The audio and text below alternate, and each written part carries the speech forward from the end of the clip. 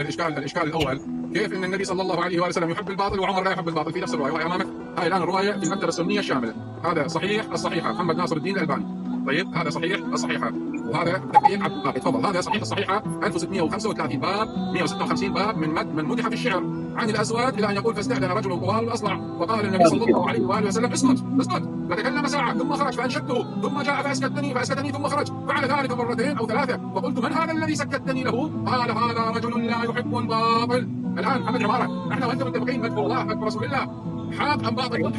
كيف رسول الله يقول اسكت هذا الرجل لانه برأيه تكلم بالباطل؟ هل النبي يحب الباطل وعمر لا يحب الباطل؟ بلا اسكت، جاء رجل لا يحب الباطل، كيف يكون مدح الله ومدح رسوله باطل والنبي يستمع للباطل؟ كيف؟